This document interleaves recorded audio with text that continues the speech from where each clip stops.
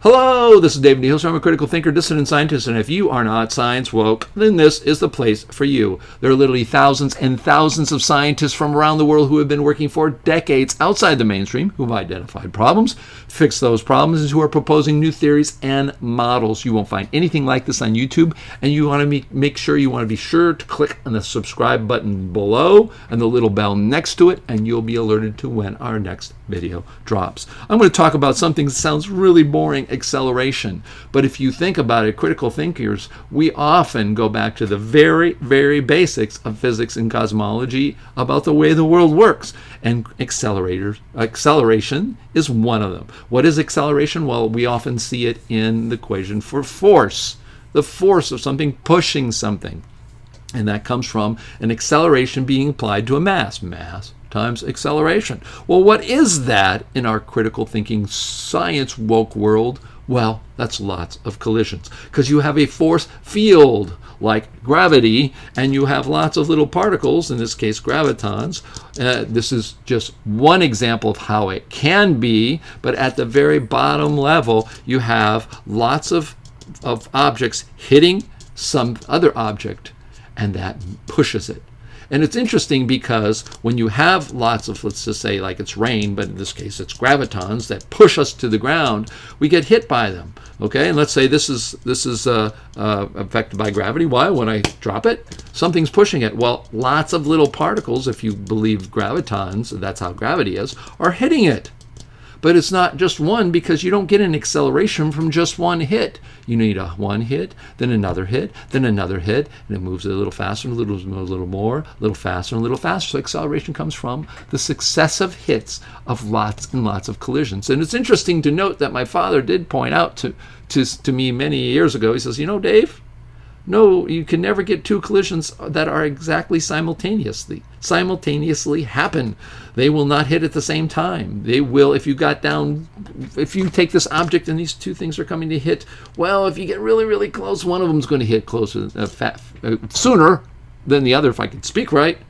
And so that's a really interesting thought.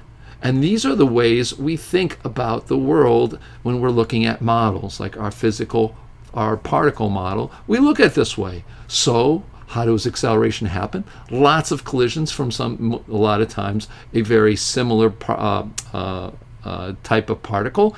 Lots of them, and after each hit, you get a little faster and faster, and that's how you get acceleration. Of course, the implications are acceleration is limited to the speed of the collision. That is, if you have this, and let's say this is a proton in a particle accelerator, and I have a magnetic field, that electromagnetic field, which I'm using to accelerate this. Well, in our model, the electromagnetic field is our particles traveling at the speed of c. So what happens? You can hit it with this speed, and you go faster and faster and faster, but if both the particle and the particle hitting it, the accelerant, is going at c, you can't go faster than that. So you can't go faster than the particle, the field of particles that are making the collisions to cause the acceleration.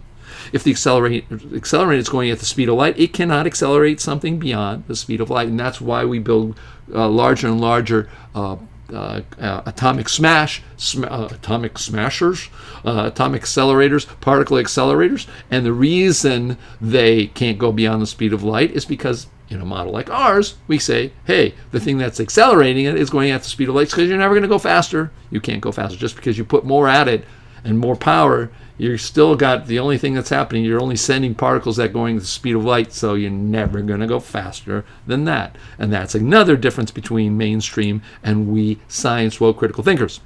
Let's take a look at a rocket, because that's an obvious thing of acceleration. We've got to accelerate ourselves against the acceleration of gravity and go up and send the rockets up. Well, the chemical bonds releases electrons and nucleons. There's a chemical reaction going on. So particles come flying out of it. You have a little explosion, and this is the rocket. You have a little explosion, or on this side, and that explosion happens in all directions. The side closest to the rocket receives a lot of collisions.